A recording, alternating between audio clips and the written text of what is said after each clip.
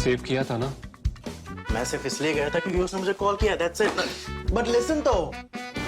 Save it for someone else. जिंदगी में save करना जरूरी है, मगर जब बात पैसों की हो, सिर्फ सेविंग से काम नहीं चलेगा। इक्विटी म्यूचुअल फंड्स में इन्वेस्ट कीजिए और अपने सेविंग्स को आगे बढ़ने का मौका दीजिए। Mutual fund investments are subject to market risks. Read all scheme-related documents carefully. BJP President JP Nadda sprang a surprise on his party parliamentarians in a virtual meeting last Friday. He told them to focus on development and refrain from making remarks on religious or cultural issues which may take communal overtones. BJP members must be wondering who the message was for. Obviously, Nadda would not be unmindful of Amit Shah's speeches about 18th century Mysore ruler Tipu Sultan. Just a week before Nadda's meeting, Shah had asked the people in Mangaluru whether they should vote for the Congress or the Janata Dal who believe in Tipu, quote unquote. He wants Karnataka voters to choose between Tipu believers and Prime Minister Narendra Modi, who is giving them a temple in Ayodhya.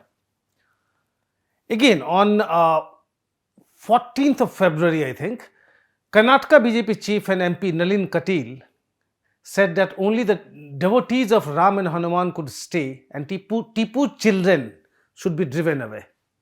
So why this sudden change of heart? Why is Nadda asking BJP MPs to steer clear of such issues?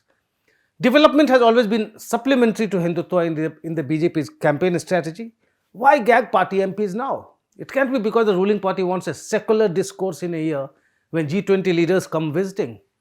If the BJP bothered so much about international opinion, it wouldn't be vilifying the BBC, no matter what income tax officials found or did not find in their surveys of the BBC broadcasters' offices in India.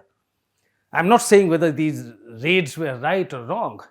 I'm just saying that while India does care about global opinion, the BJP calling the BBC Bhrasht Bakwas Corporation showed its readiness to take on critics in India or abroad, rightly or wrongly. The reason for Nadda's advice to BJP MPs also can't be that there are assembly elections in two Christian-dominated states, Meghalaya and Nagaland, next week, and the BJP wants to pause polarizing rhetoric until then. That would be politically naive. No matter which regional party wins in those states, the BJP is likely to be part of the government. This confidence was evident from Amit Shah's attack on Meghalaya Chief Minister Conrad Sangma for his family, quote unquote, eating the money of the poor of Meghalaya through corruption. It didn't matter that the BJP has been a part of the same Sangma-led government. In fact, it has a minister in that government. So is it that the BJP is seeking an image makeover after PM Modi's advice to reach out to Pasmandas in Bohras?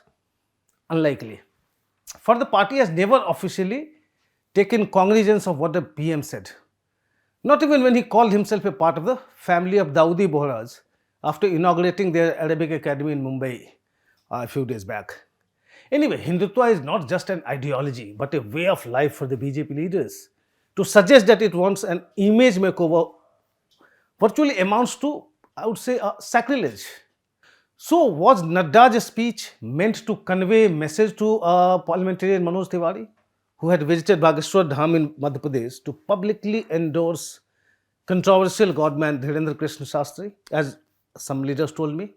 I think unlikely. Because Chief Minister Shivraj Singh Chauhan himself is going overboard to prove himself a Hindutva hardliner. There is another explanation being offered to me. A section of BJP leaders believe that polarizing strategies have very limited appeal in poll-bound Karnataka, that is within the coastal region only, and so the BJP should abandon it to focus on PM Modi and his works. But the counter-argument one hears in Karnataka is the BJP's Modi-centric campaign in 2018 assembly election also had a limited impact in the southern state. It's the same argument again. The people vote for PM Modi when they have to vote for him, but when they have to vote for the chief minister, they use their own discretion.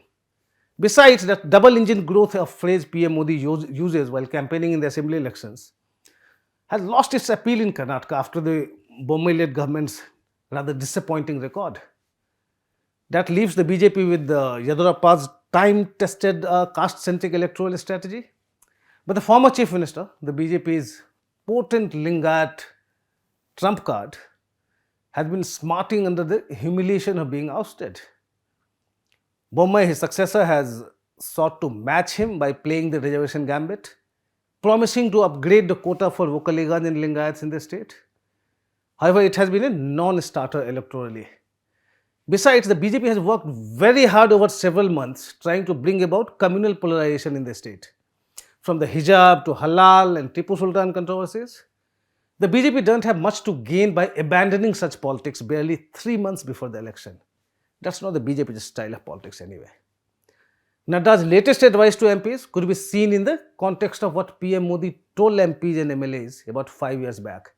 If everyone comments on everything, then conversations around issue changes. It harms the country, the party and our own image. That was the Prime Minister telling party MPs in 2018.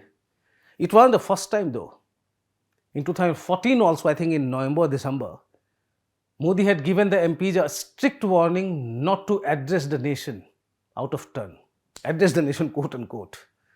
BJP MPs have obviously not been paying heed to the Prime Minister's warnings, just as they did not follow his strict and repeated instructions to attend Parliament.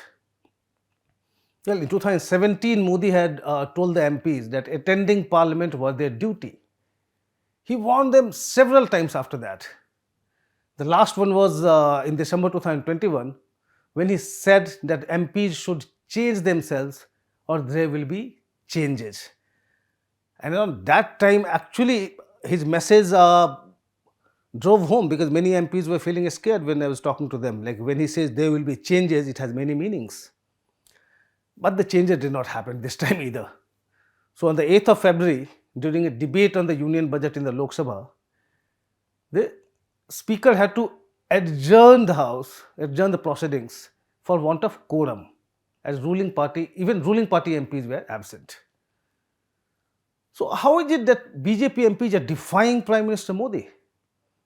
So much so that the Prime Minister seems to have almost given up. I mean, he did not even react to what happened in the Lok Sabha on the 8th of February.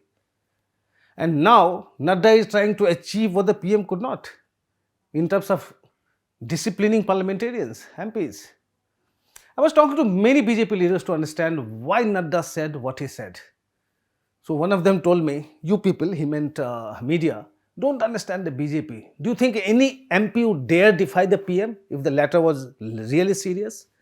Or for that matter, defy even Nadda? Well, valid questions, and therefore I must turn to my old favorite Bob Dylan. The answer, my friend, is blowing in the wind.